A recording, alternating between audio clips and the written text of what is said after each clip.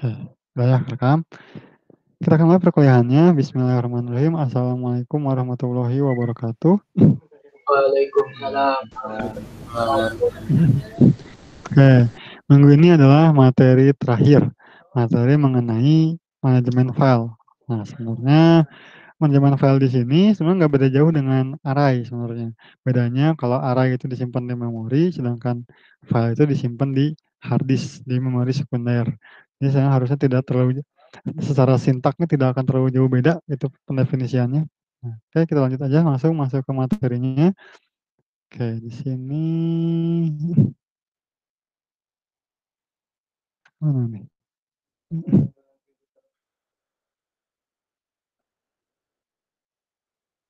Dia nggak kebuka kan?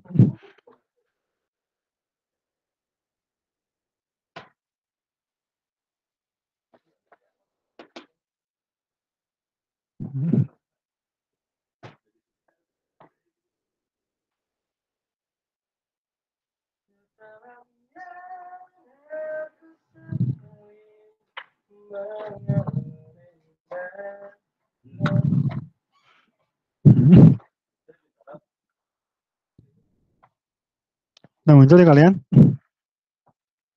Udah Kak. Oke. Sudah Pak. Ini agak lama nih. Oke. Hey, ya lagi loading.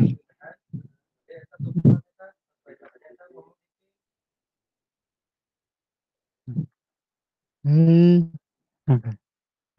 Kita bahas langsung di sini. Kita bareng-bareng aja. Kita baca. Pemrosesan arsip beruntun atau yang biasanya kita bisa katakan kita menyimpan data tapi secara permanen di hard disk. Kalau kemarin kita udah belajar menyimpan datanya itu atau record-recordnya itu di dalam array, di mana kalau di dalam array ada kekurangan, di mana kalau aplikasi itu di close hilang. Nah, kalau di arsip beruntun ini, ya filenya disimpan di memori sekunder atau di hard disk. Sehingga walaupun aplikasinya itu di close, saat kita buka aplikasi dan kita ingin mengakses data yang pernah kita masukkan, itu bisa. Seperti itu. Oke, ini standarnya sama seperti yang biasa kita gunakan ya. Kalian bisa mengetik Word, mengetik Excel gitu ya, membuat Excel, membuat presentasi, kalian simpan di hard disk. Ya walaupun komputer kalian matikan, nyalakan lagi, ya tetap bisa dibuka. Seperti itu. Oke, arsip atau file atau berkas adalah struktur penyimpanan data di dalam memori sekunder atau seperti disk. Data disimpan di dalam arsip agar sewaktu-waktu dapat dibuka kembali. Nah, ini tujuan dari manajemen file. Struktur arsip memungkinkan kita menyimpan data secara permanen dan mengaksesnya kembali bila perlu. Banyak aplikasi yang membutuhkan kemampuan ini. Ya sistem operasi kita pun ya menggunakan manajemen file ini gitu ya. Karena nggak mungkin ya kita ngetik skripsi misalnya, laporan itu komputer nggak boleh mati gitu. Kalau mati ya udah hilang, kan berbahaya seperti itu. Oke. Pada umumnya arsip menyimpan informasi dari kategori yang sama. Misalnya data karyawan disimpan di dalam arsip karyawan, data properti barang disimpan di dalam arsip properti, data keuangan disimpan dalam arsip keuangan dan sebagainya. Sehingga kita dapat ambil kesimpulan bahwa nama dari arsip itu adalah representasi dari isinya. Makanya setiap arsip itu dikenali melalui namanya. Simpelnya kayak gini, kalian pun kalau misalnya mengetik, ya, ngetik data laporan tugas besar algoritma misalnya, pasti namanya nggak akan jauh-jauh di situ ya. Entah tugas besar kalian simpan di dalam folder algoritma seperti itu, atau langsung dibikin desktop misalnya, tapi tugas besar algoritma. Nah, dari namanya saja kita bisa tahu bahwa isinya itu ya ini tugas besar untuk algoritma. Seperti itu ya. Makanya setiap arsip itu akan dikenali dari namanya.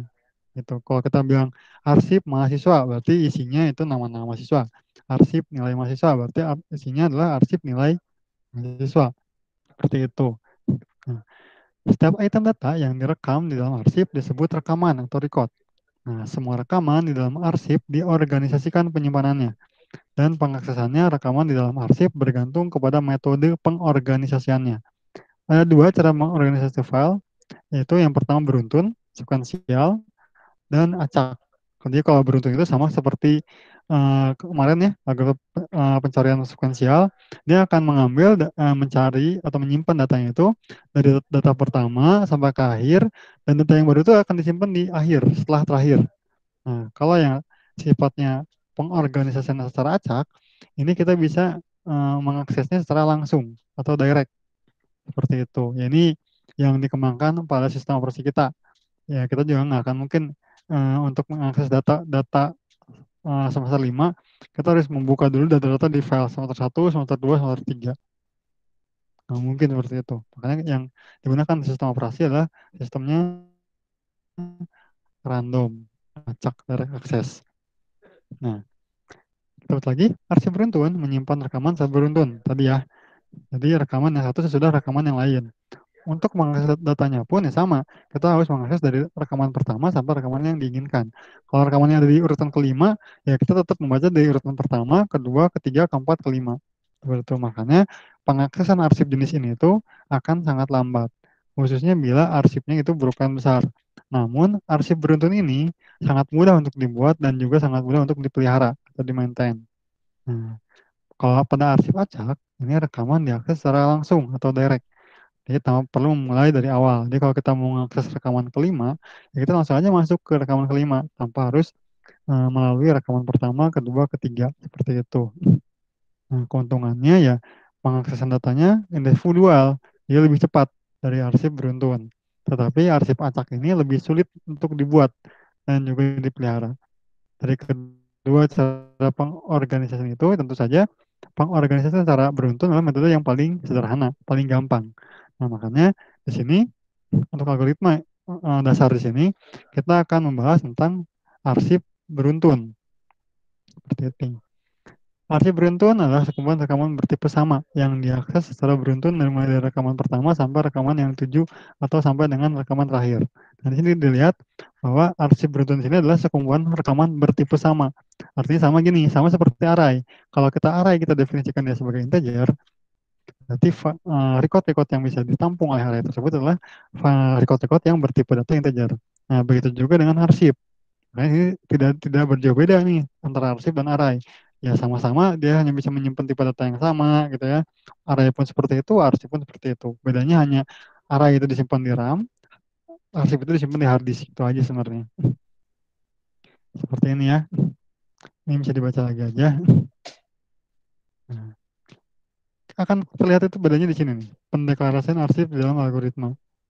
Oke, ini kan kita buka Notepad. Nah, ini adalah pendefinisian dari file.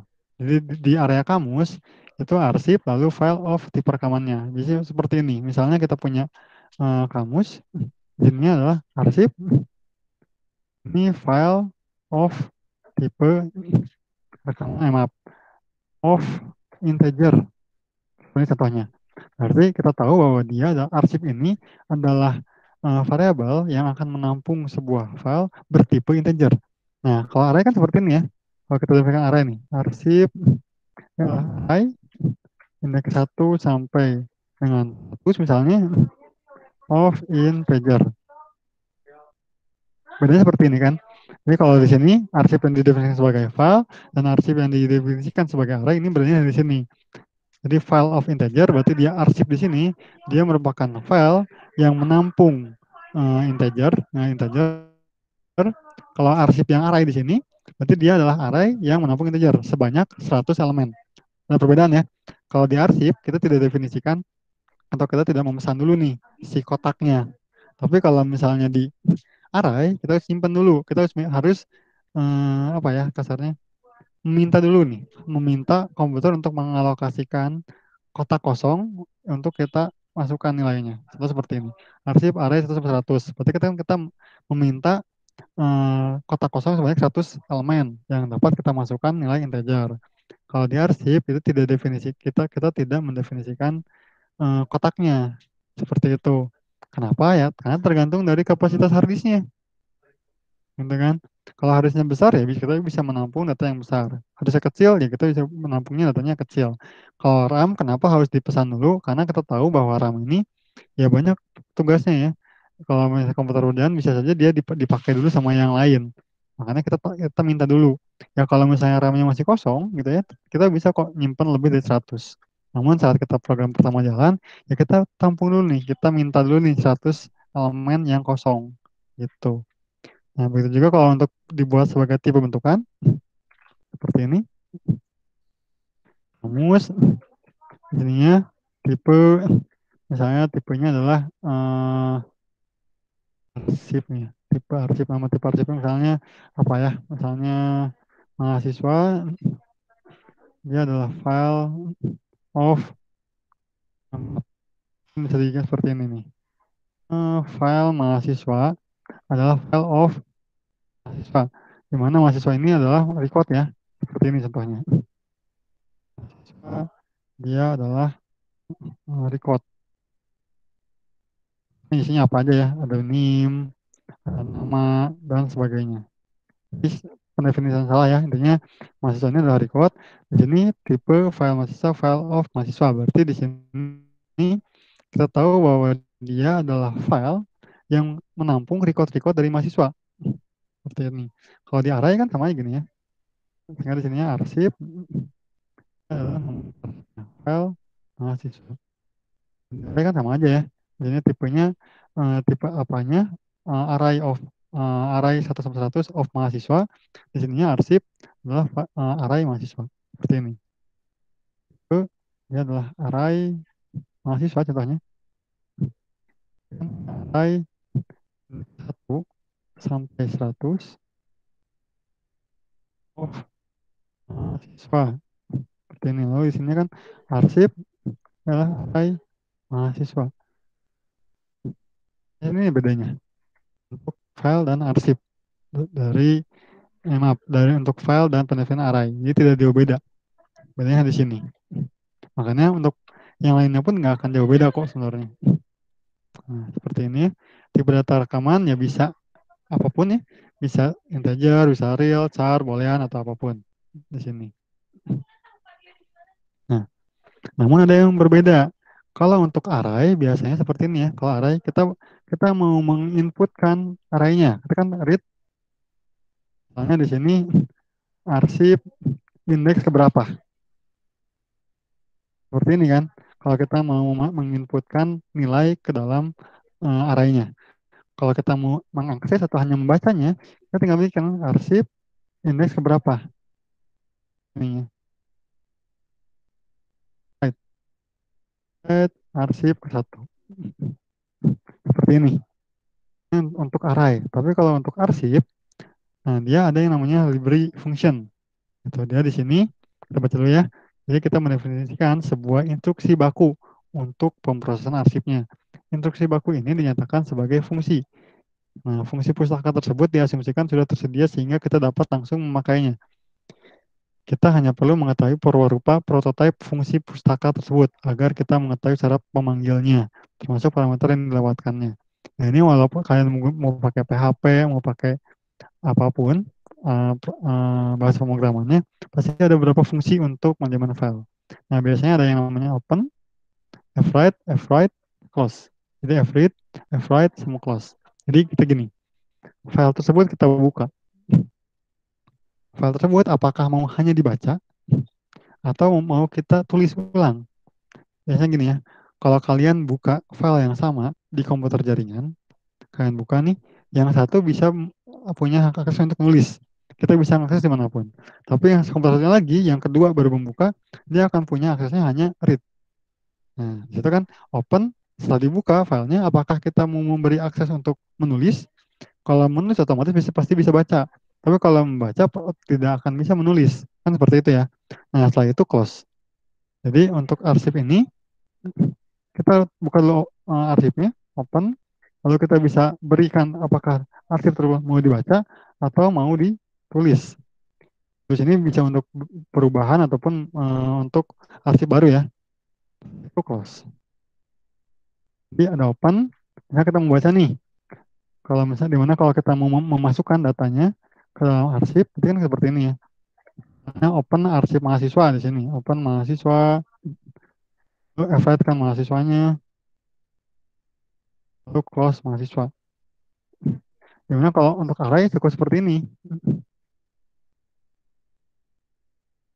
Read arsip indeks berapa? Masuk nilainya. Tapi kalau untuk arsip, kita harus buka dulu arsipnya, lalu kita lakukan proses penulisan, Jadi menulis ke arsip mahasiswa lalu kita close. Harus seperti itu prosesnya. Open, write, close. Kalau kita mau baca pun sama. Open, read, close.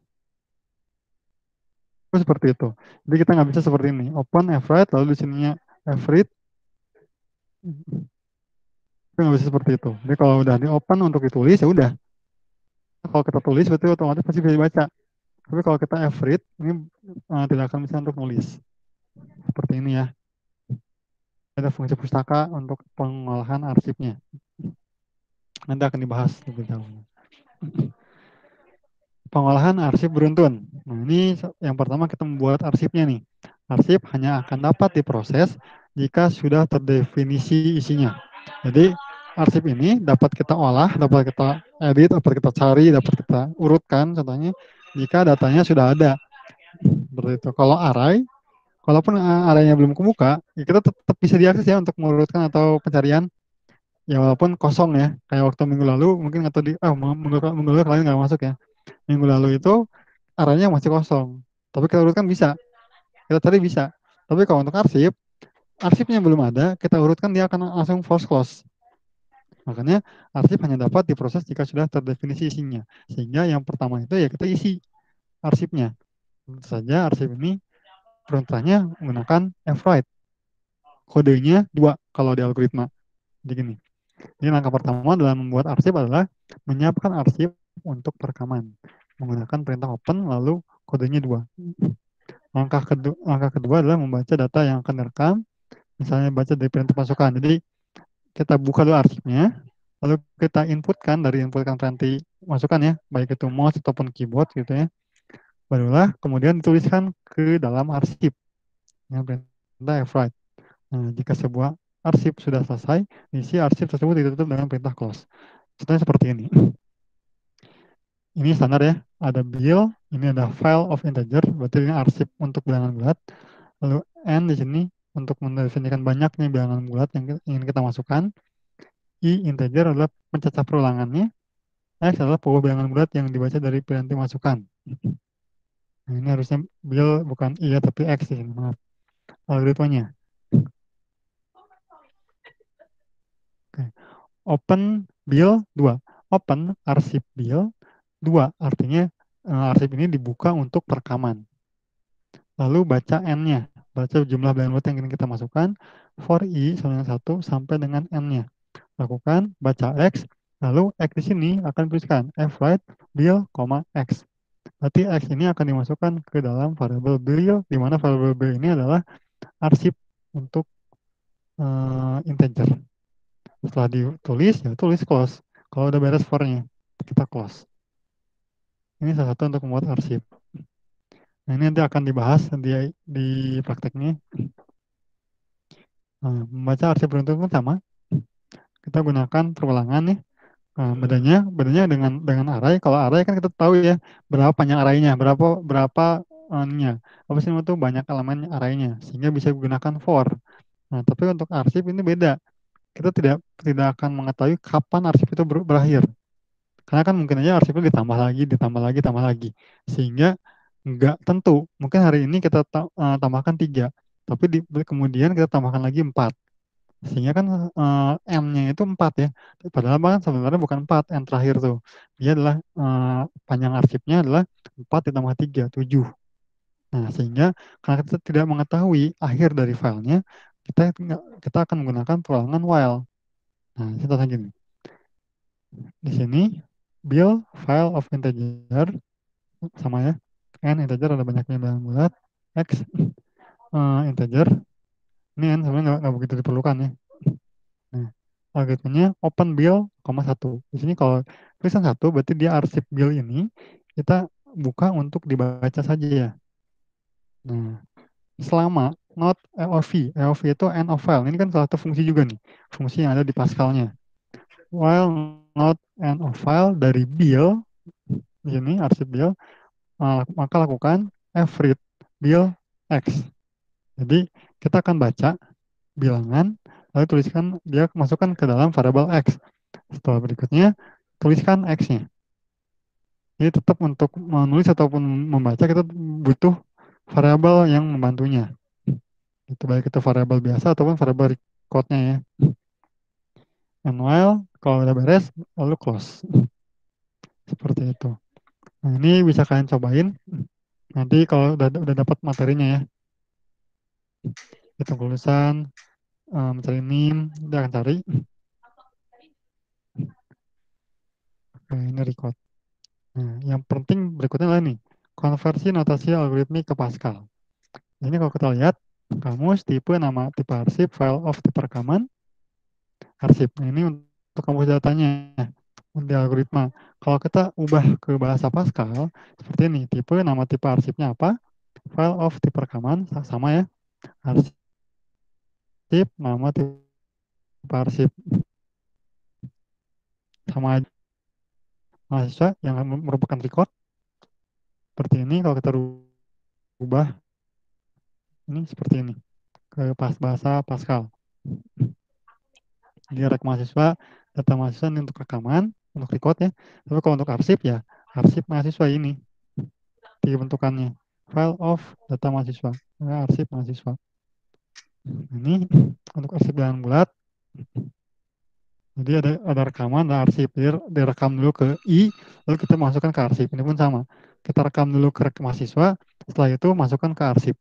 Dia ada sebuah penampung atau temporary sementara lah sebelum recordnya dimasukkan ke dalam arsip. Ini pun sama ya, ada makanya disebut ada rekaman, ada arsip, rekaman arsip. Jadi direkam dulu ke variabel tersebut, rekaman dari arsip, variabel tersebut dimasukkan ke arsip.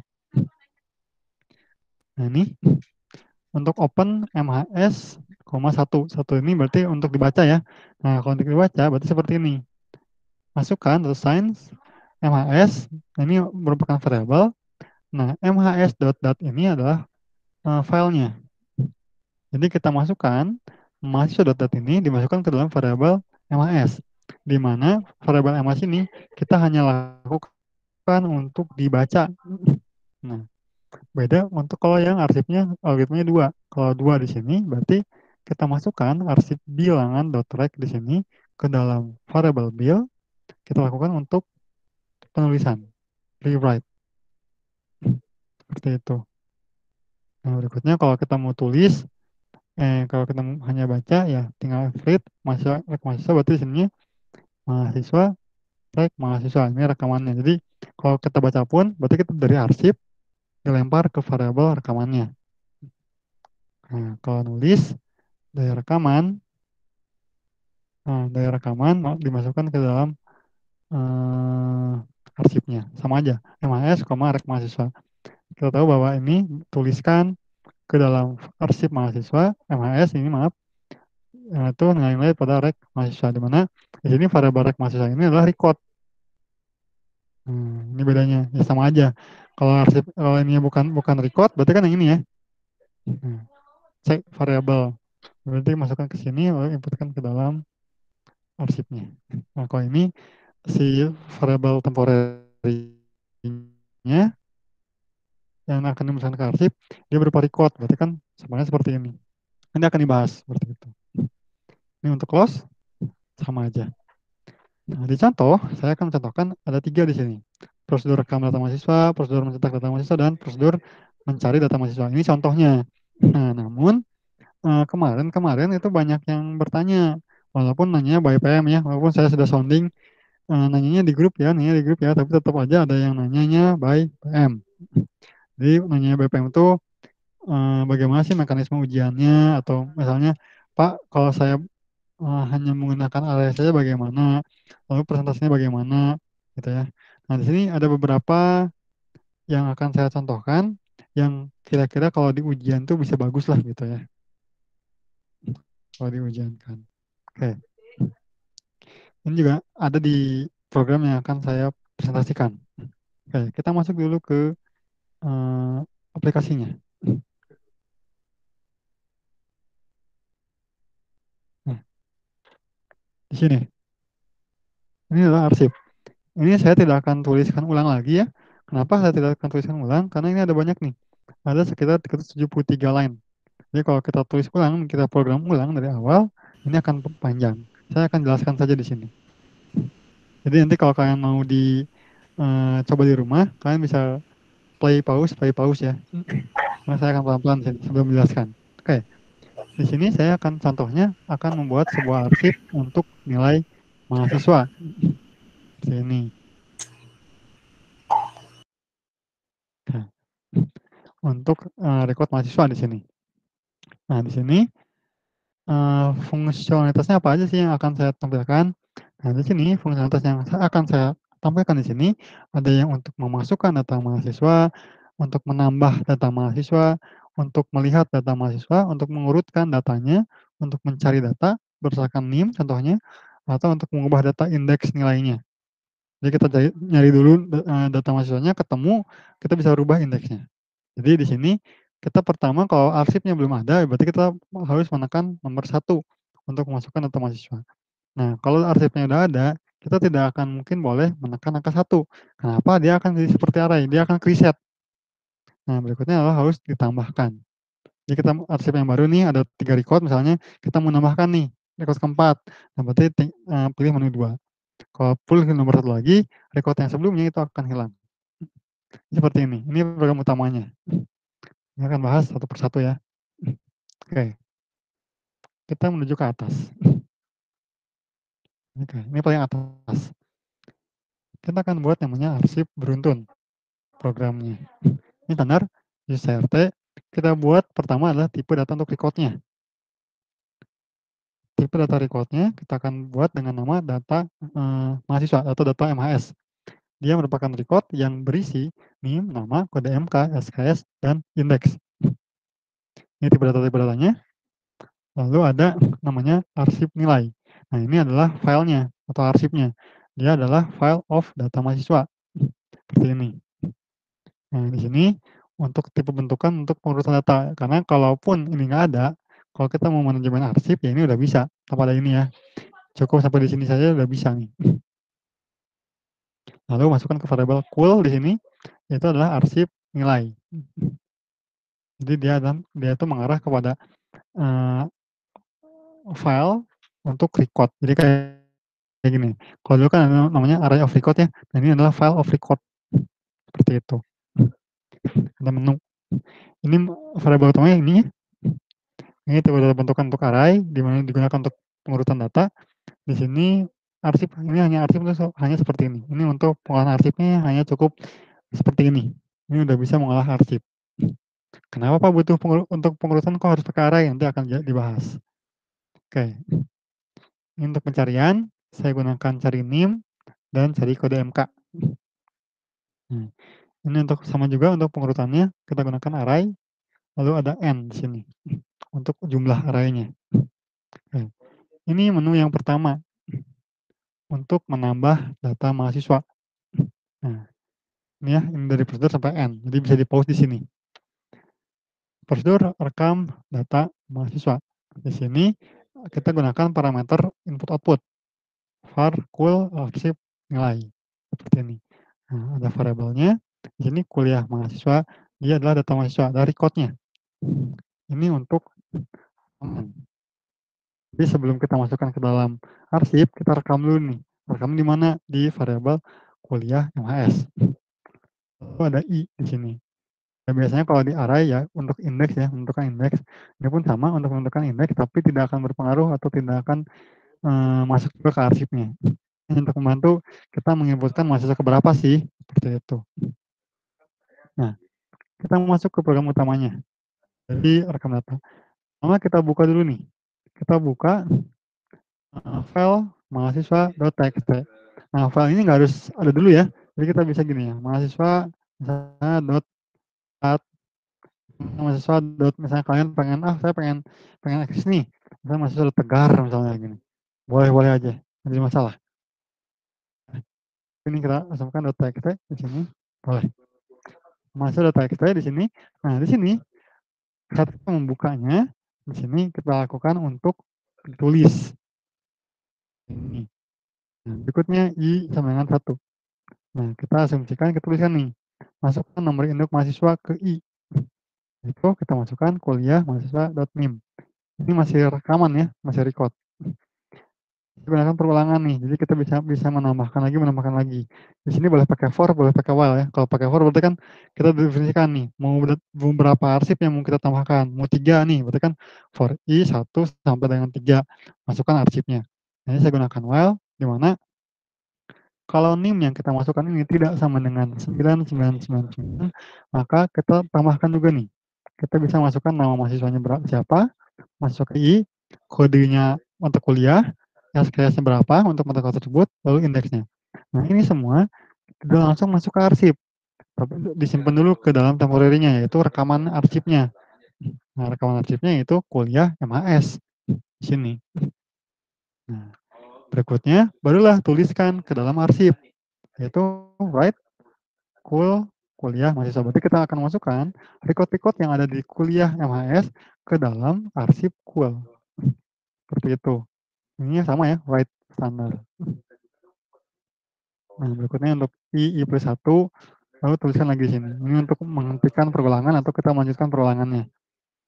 1, nah, kalau masih juga bukan 99, ya berarti dia akan lanjut lagi. Nah, kalau udah beres, close. Simple kan? Ada open, ada ditulis, karena ini digunakan untuk digunakan untuk menulis, rewrite, lalu close. Nah, ini prosedur untuk rekam data mahasiswanya. Kalau kita compile ya seperti ini contohnya. Pertama masukkan data mahasiswa 1. Nomor induknya pertama 10 11 001 contohnya. Namanya Asep. Kalau mata kuliahnya ya itu kan IF berapa ya. Kita bikin yang gampang, Basdat. Nah, SKS 4, indeksnya A-nya 10 11 002. Di sini algo misalnya SKS 4, indeksnya A. Nah, kalau kita mau berakhir, kita ketikkan nih 9999. Enter. Akhir. Nah, record ketiga ini ya nggak akan masuk ke dalam arsip. Karena di sini penulisan arsipnya dia di dalam badan perulangannya. Ini hanya untuk menghentikan saja. Oke, di luar. Nah, kita lihat nih. Ini sama seperti kalian bikin lihat data di array ya. Nanti akan dibahas di sini juga. Oke, ada ya datanya. Oke, ini untuk rekam data mahasiswa. Nah, berikutnya untuk nomor 2, yaitu untuk tambah mahasiswa. Nah, ini perbedaannya. Kita lihat ya, di sini kalau misalnya kita, nah, ada tiga, bentar, ada arsipnya dua record di sini. Kalau kita tulis lagi satu, ini masih satu ya, ini karena i-nya di sini tidak berpengaruh ya. Ini untuk menentukan saja. 10, 11, 003, misalnya di sini Cecep. Ini adalah apa nih, Bastard. 4, di sininya adalah A, misalnya. Akhiri. Kan harapannya adalah bertambah jadi 3 record. Namun kalau kita tekan lagi 1, 3, ini jangan 1. Hanya ada 1 record. Seperti ini. Gitu. Ya.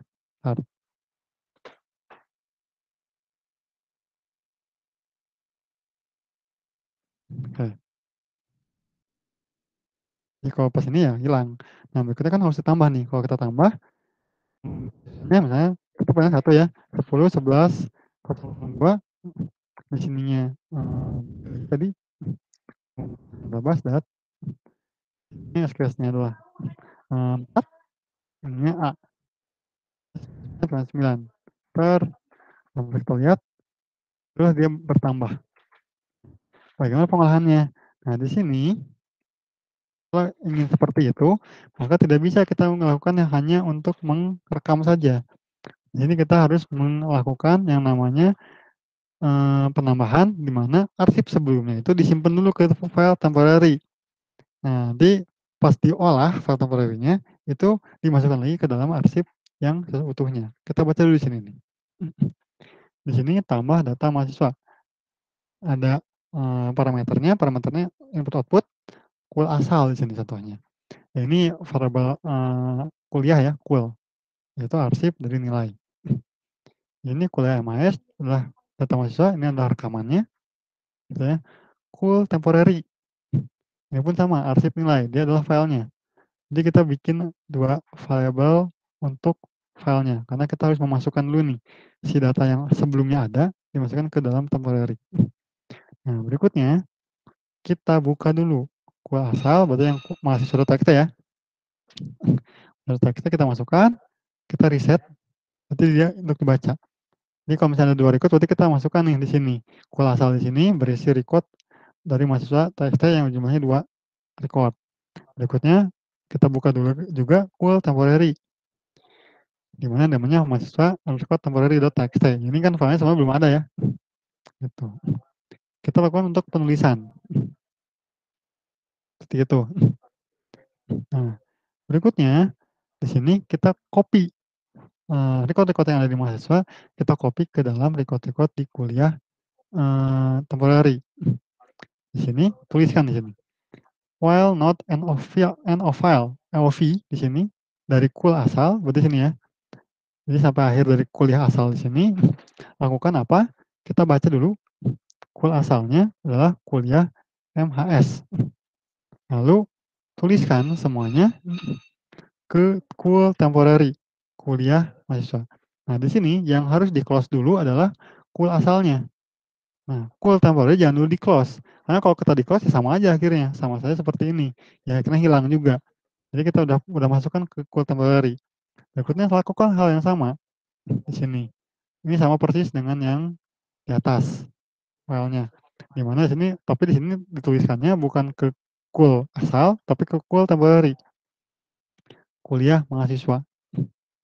Jadi di kode-kode kuliah mahasiswa MHS dimasukkan ke kul temporary. Sehingga yang asalnya di sini udah ada 2 nih, 2 record. Kalau kita tambahkan di sini, ini adalah record yang ketiga.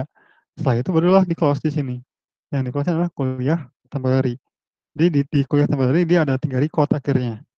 Jadi di-copy dulu, udah di-copy, tapi jangan di-close. Lalu di sini kita masukkan lagi data yang baru. Masukkan ke kul temporary, setelah itu barulah di-close.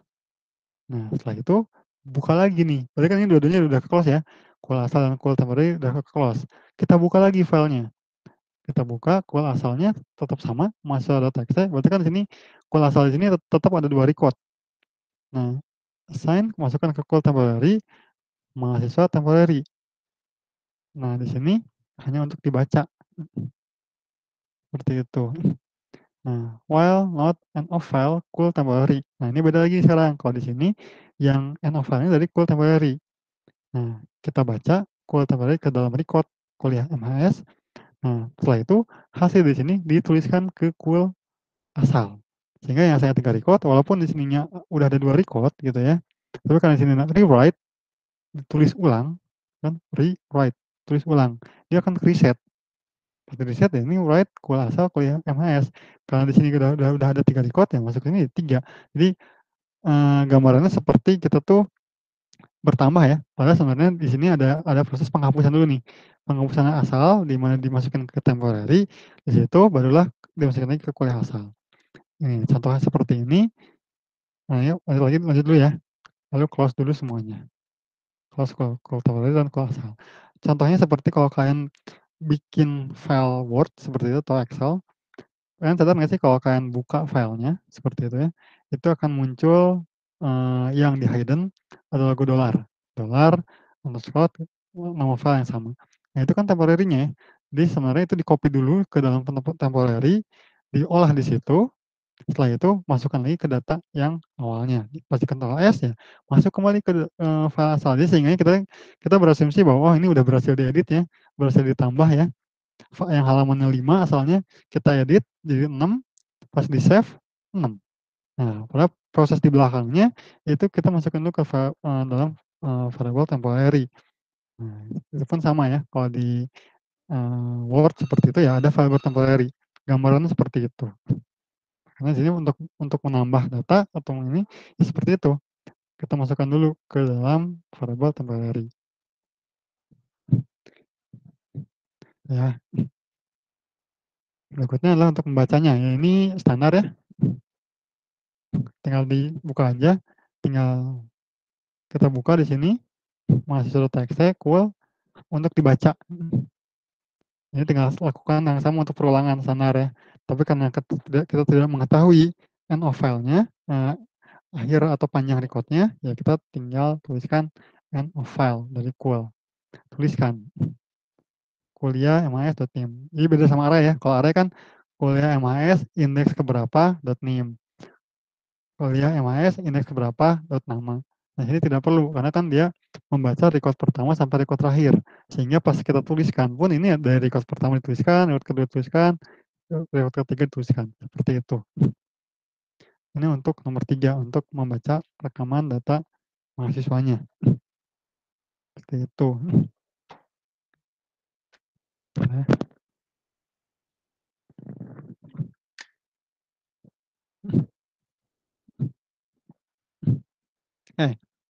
Sebelum lanjut dulu nih. Ini kan sama ya tadi ya. Mulai dari membaca, merekam ya, membaca arsipnya, dan juga kita menambah arsip. Nah, sebelum kita lanjut nih, ada yang tanyakan nggak? Tes. Ya, siap, boleh. Ingin bertanya, Pak. Boleh. Kalau proses arsip beruntun ini bisa digabungkan dengan perurutan sorting atau enggak? Ya, nanti ada. Oh. Ya, setelah ini sortingnya, tenang. Oh ya. Kan algoritma yang sebelumnya juga kan nggak apa ya, itu tidak digunakan. Pasti dipakai di sini. Nanti akan ada. Oke, bagus. Oh, baik, Pak. Udah nggak sabar berarti Farhan. Baik, Pak, terima kasih. Oke, mari sama-sama. Ada lagi? Nah, saya tekankan di sini kalian cobain juga di rumah ya. Jadi setelah tonton videonya, di-download gitu ya, di play pause gitu ya untuk ditulis ulang. Oke, kalau nggak ada kita lanjut lagi nih. Nah, ini pengurutan nih yang tadi teman kalian Farhan tanyakan. Nomor 4, kita akan mengurutkan. Kalau tadi kita lihat ya di sini, pas kita lihat di sini 3, lihat data mahasiswa, di sini nggak berurut ya. Contohnya gini, kita bikin lagi nih. Kita bikin tambah lagi 2 arsip yang benar-benar nggak berurut nih. 3, 2, 5, dan 10. Berarti 5, 2, 10 ya. Kita tambahkan dulu di sini. 10, 11, 0, 0, 6. Warnanya 4, A. Ini 10, 11, 0, 10. Ini F, D, E, kembang lah. Tuh. Logo 4, ini A. Hilangkan. Dan ini nggak berurut ya. 3, 2, langsung ke 5, langsung ke 10. Ini nggak berurut ya. 2 dan 3 ini bisa bertukar. Nah, kita urutkan di sini. Nah, di sini kalau untuk mengurutkan arsip itu tidak sama seperti array. Dimana kalau array itu kita bisa langsung urutkan secara langsung. Nah, kalau arsip dia butuh bantuan. Makanya kenapa? Kalau kalian lihat di awal, di sini kita perlu namanya tab MHS, di mana dia adalah array dari record-nya. Nah, si arsip tersebut kita akan masukkan ke dalam array. Jadi kalau mengurutkan tuh ya, dari arsip masukkan ke array, dari array tersebut diurutkan, setelah terurut, dari array tersebut dimasukkan lagi ke dalam arsip. Oke, kita bahas dulu pertama. Nomor 4, nah ini. Prosedur salin arsip MHS. Ada var, cool, arsip nilai. Ini adalah filenya. Var array mahasiswa, ini tab mahasiswa. Untuk arraynya ya. Lalu ada var n. Gitu. Oke, ini untuk indeksnya ya. Karena kan di sini indeks pertama, indeks kedua, karena kan kalau array itu dia pakai indeks mainannya. Kalau arsip dia nggak pakai indeks. Nah, kuliah MHS adalah data mahasiswa. Ini adalah record. Jadi kita akan simpan rekaman di sini.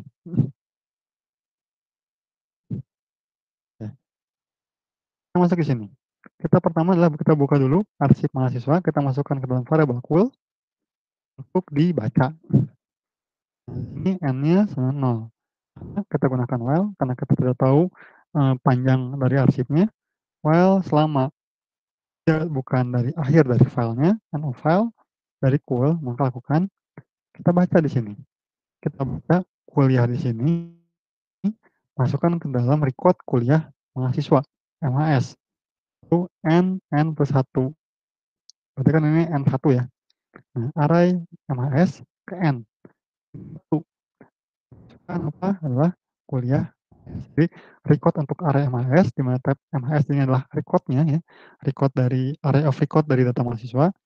Nah, jadi kan array MHS ke-1 itu berisi record MHS yang ada di sini. Di read ininya. Yang pertama juga. Terus sampai akhir lalu di-close. Nah, berikutnya masuklah ke bagian sortingnya. Nah, di sini contohnya kita sorting menggunakan seleksi ya, kalian menggunakan sisip, menggunakan bubble sort ini sama aja. Ini kembali ke pengulangan, maaf, kembali ke pengurutan yang array seperti itu. Standar ya, ini pengurutan seleksi, ya ini tinggal di flashback lagi ke yang lalu. Yang dimasukkan adalah tab mahasiswanya. Jadi kita mengurutkan array of record-nya. Nah, udah beres, selain lagi nih dari array tersebut masukin nih ke arsip. Di mana ada array mahasiswa, dia merupakan array of record dari mahasiswa, yaitu tab MHS ya, and integer, file cool ini untuk arsipnya. Makanya ini jadi parameternya input output semuanya. Nah ini inputnya, input, ini input output. Terus var i integer. Ini karena untuk indeksnya juga sama.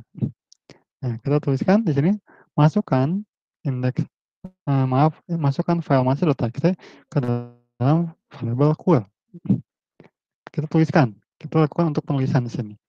For i sama dengan 1 to n, karena kita tahu nih jumlahnya, karena ini array kan ya. Kalau array kan udah ketahuan nih kotaknya berapa. Tadi ya, n di sini nih, dari n di sini dapat. Nah, karena kan di sini n-nya dijadikan sebagai input output agar bisa ditampung di sini. Oke. Berikutnya di sini for i 1 to n. Tuliskan array mahasiswa indeks ke-1 ke dalam arsip cool. Terus seperti itu, lalu close cool. Nah, kita contohkan di sini. Kita lihat di sini 3 nggak berurut ya. 11.11.3, 11.11.02, 11.05, 10. Nah, di sini saya urutkannya berdasarkan NIM untuk seleksi di sini. Kita urutkan nomor 4. Kita tahu bisa diurut, silahkan tekan 3 untuk melihat hasilnya. Kita lihat 3. Nah, ini saya urutkan dari secara descending ya, dari tertinggi ke bawah. 10, 5, 3, 2. Ya kalau kita misalnya mau dia ascending, ya kita tinggal ubah ini ya. Dulu ya, keluar. Ini tinggal kita ubah ininya nih. Ini. Save, kita compile ulang. Pas di compile kan ini udah close ya. Kita lihat lagi datanya ada nggak? Tetap ada ya. Urutannya 10, 5, 3, 2. Kita urutkan yang tadi kita udah rubah.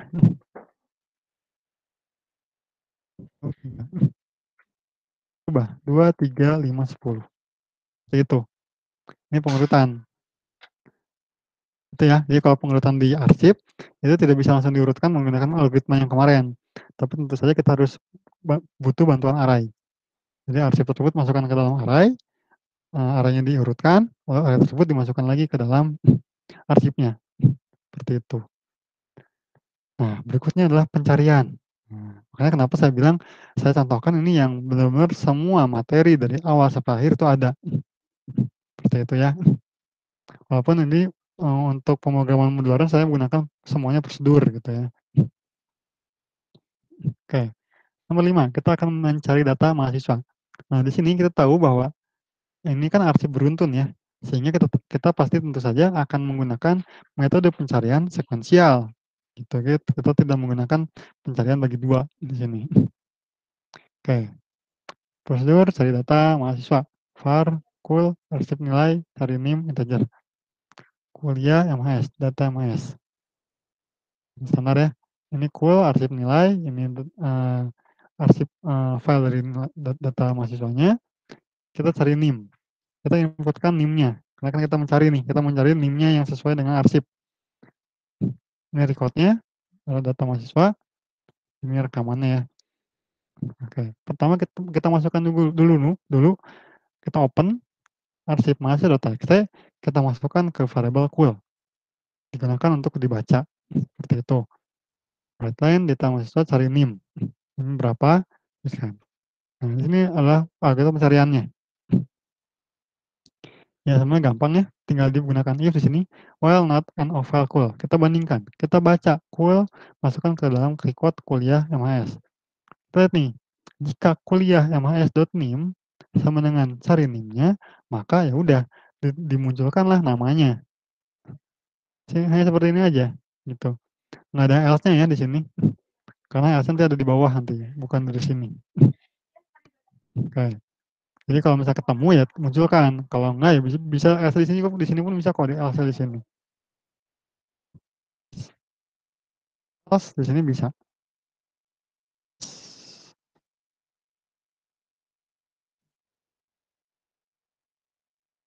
Ya, not responding. Oke, seperti ini. Ini kalau kita cari di sini contohnya, nomor 5. Kita cari NIM-nya. 10, 11, 002. Enter. Ada. Namanya Budi. Yang mau kalian tampilkan semuanya juga silahkan aja sebenarnya. Kalau misalnya nggak ada, cari misalnya 12 aja gini. Enter. Dia akan nggak akan muncul apapun. Di sini kita tidak definisikan else-nya di sini. Seperti itu ya. Ini untuk pencarian. Nah, berikutnya kita ingin mengubah. Jadi kita bukan cuma mencari, tapi kita hasil pencariannya, kita akan edit. Bagaimana mengeditnya? Ini kita kombinasikan pencarian dan juga kita kombinasikan penambahan, tambah datanya. Karena kan nanti akan kita hapus, kita reset record yang ditemukan tersebut. Oke, di sini contohnya. Nomor 6. Untuk mengubah data indeks nilai mahasiswa.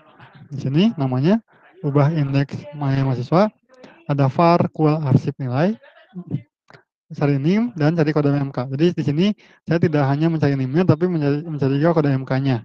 Situ. Kuliah MAS, data mahasiswa, indeks nilai baru. Ini untuk indeks nilai barunya. Lalu ada ketemu bolehan. Temporary arsip nilai. Jadi ini untuk arsip nilainya ya. Untuk sama, ini juga merupakan arsip filenya. Pertama kita baca arsip mahasiswa.txt, kita masukkan ke dalam queue. Lalu untuk temporary-nya adalah mahasiswa temporary. Kita tulis di sini. Nah, berikutnya ketemu false. Nah, selama not ketemu, berarti masih false ya, dan not end of file dari kuliah, berarti di sini ya, mahasiswa.txt, maka lakukan read. Kita baca, lalu kita bandingkan. Jika kuliah mhs.tim cari NIM dan kuliah mhs.kodemk sama dengan cari kode MK, maka di sini kita tuliskan nih, ketemunya true. Kita hanya merubah dulu situnya. Rubah, ketemu true. Nah, jika tidak, ya tuliskan ke dalam temporary-nya. Kuliah MHS-nya dimasukkan ke temporary. Jadi kalau nggak ketemu, kalau di sini ada 2 record, berarti 2 record tersebut akan dimasukkan ke temporary kuliah. Tapi kalau ketemu ya ketemu true dulu di sini. Dia tidak akan tulis dulu ke temporary kuliah. Nah, kalau ketemunya true, maka nomor induk mahasiswa kuliah mahasiswa.nim apa, lalu mahasiswa kuliah apa, tentunya ini kan ini masih di dalam badan perulangan nih. Ini maaf, ini di luar perulangannya. Jadi kalau ketemunya true, di sini, nah, diubah. Tampilkan dulu semuanya. Ya kalau kalian ubah semuanya pun juga bisa kok gitu. Nah di sini write masukkan indeksnya baru. Di sini bukannya eh, dituliskan tapi diinputkan. Kuliah MIS.index sama dengan indeks nilai baru. Nah setelah itu baru dimasukkan write temporary kuliah MIS. Jadi kalau misalnya gini ya, kalau misalnya ketemunya bukan di ini ya, bukan di sini, maka tuliskan. Untuk record pertama input ke temporary. Nah, kalau ketemunya true, dia berhenti kan, record kedua misalnya. Dia akan masuk ke sini nih. Record keduanya akan masuk ke temporary. Masuk dulu semuanya ke sini. kayak gitu. Nah, while not an of-file cool, maka lakukan read cool kuliah MLS, write ke temporary, seperti itu, masukkan ke sini. Lalu else, lalu close cool, close temporary. Jadi di sini, semua record-nya dimasukkan dulu ke dalam temporary-nya, seperti itu. Nah, berikutnya kita masukkan lagi ke, file yang aslinya, yaitu file mahasiswa.txt. Sama lagi nih, kita masukkan ke mahasiswa kuliah untuk ditulis di sini. Tapi untuk yang temporary kita buka untuk dibaca saja. Sehingga sini dibalikin lagi. Makanya ini kombinasi nih. Ini kombinasi dari penambahan dan juga pencarian. Ini harus dicobain. Ini saya ulangi dari awal ya, gini ya. Ini tinggal di ini kalian baca lagi, lalu dipahami. Ini. Nah, kita lihat di sini nomor 6. Kita ingin rubah 10, 11, 00, 2. Rubahnya adalah Basdat. Ya, oke. Indeksnya pertamanya A. Oh, kita rubah nih jadi B. Lihat. Ya, berubah jadi B. Ini kombinasi. Makanya kan setiap algoritma itu ya kalau misalnya ini bisa dikombinasikan. Ubah data pun kan ini kombinasi dari pencarian dan penambahan. Itu. Nah, program utamanya seperti apa sih, Pak? Nah, kayak gini. Ini program utamanya. Saya gunakan repeat di sini. Nah, ini langsung masuk ke prosedurnya. Nomor 2 pun sama, masuk ke prosedurnya. Nomor 3 pun sama. Nah, nomor 4. Nomor 4 di sini ini untuk mengurutkan. Nah, untuk mengurutkan, kita lihat cek dulu nih, lariknya kosong atau isi. Nah, kalau misalnya lariknya kosong, ya berarti langsung ke sini nih, lari kosong. Ini kan pertama kita salin dulu arsipnya, tapi kan ini N nih. Tapi kalau N-nya tidak ditemukan, untuk masih kosong, berarti kan lariknya nggak ada nih, kosong. Nah, kalau lariknya nggak kosong, lakukan sorting. Kalau udah di-sorting, lalu disalinkan. Disalin lagi dari, jadi di sini kita salin dari arsip ke dalam array, lalu kita sortingkan array-nya, lalu kita salin lagi dari array ke dalam arsip. Seperti itu. Nah, nomor 5 pun yang ini, write, masukkan NIM mahasiswa yang ingin dicari. Deadline cari NIM. Nanti ini akan masuk ke dalam variabel parameternya di sini. Jadi data mahasiswa cool cari NIM. Kalau nomor 6 ya, di sininya untuk cari NIM dan cari kode MK. Ubah indeks name mahasiswa cool cari NIM cari kode MK. Seperti itu. 7 terakhir keluar. Ini berakhir. Seperti itu. Oke, ini untuk arsip. Nah, nanti presentasinya seperti apa ya? Seperti ini. Jadi nanti saat kalian akan mempresentasikan ya full seperti ini. Jadi mulai dari sama seperti saya tadi lah gitu.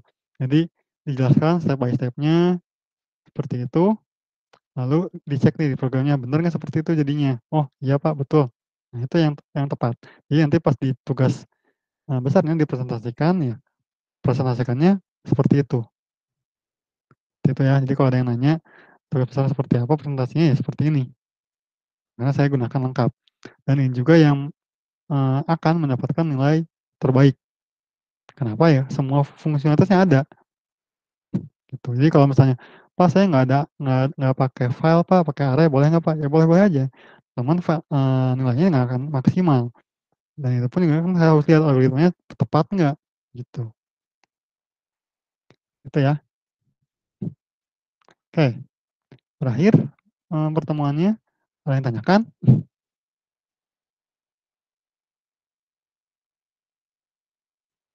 Halo, halo, masih pada di sini? Ada Pak, ada Pak. Nah, ada yang tanyakan nggak? Kalau untuk UASnya itu Pak, pakai tugas besar apa kayak kemarin lah ya, kayak UTS lagi? Apa UTS-nya khusus untuk enggak. enggak maksudnya UAS-nya itu UASnya? ya tugas besar. Oh ya. UAS itu hanya tugas besar ya presentasi dari per kelompok. Jadi nanti kalian kita gabung semua, masuk semua, nanti per kelompok yang presentasi. Seperti itu. Ya sama kayak di kelas lah gitu kan, presentasi kayak gitu sistemnya. Oke, baik Pak. Jadi cukup perwakilannya saja. Oke, ada lagi? Tanyakan. Nah, nanti rekamannya bisa ditonton ya. Jadi saya ingin coba kalau misalnya tiap kelas itu beda-beda rekamannya. Jadi kelas F8 ya dia dapat rekaman F8, kelas F7 ya dia dapat rekaman F7 gitu. Akan saya upload juga rekaman ini, jadi bisa ditonton ulang seperti itu. Oke, jika tidak tanyakan, saya harapkan kalian mencobanya karena kelihatan ya di video minimal berapa view-nya gitu ya. Kalau misalnya view-nya masih kurang dari jumlah mahasiswanya ya ketahuan lah ini nggak semuanya nyobain gitu ya. Karena saya lihat juga view-nya makin sini makin turun ya. Berarti saya nggak tahu nih kalian dicobain nggak sih di rumah gitu ya. Gitu. Takutnya nggak dicobain gitu. Ya kita sadar bahwa online ini nggak mengenakan ya buat kalian ya. Kalian sini hanya nonton dulu gitu kan ya, nyobain kalau bingung susah ya. Makanya kan ada grup juga. Kalau yang tanyakan ya langsung aja di grup bisa dijawab oleh saya ataupun oleh teman-teman kalian. Gitu. Oke, jika ada yang tanyakan, terima kasih atas kehadirannya. Mohon maaf apabila terdapat kekurangan. Kita akan bertemu lagi di UAS nanti di minggu kedua ya UASnya. Nanti pengumumannya akan saya umumkan juga di grup tentang mekanisme pengumpulan tugasnya dan lain sebagainya akan ada di grup. Oke, terima kasih. Saya akhiri pertemuan kali ini. Wassalamualaikum warahmatullahi wabarakatuh. Waalaikumsalam. Waalaikumsalam warahmatullahi wabarakatuh. Makasih Pak. Ya, Terima kasih, mari. Pak.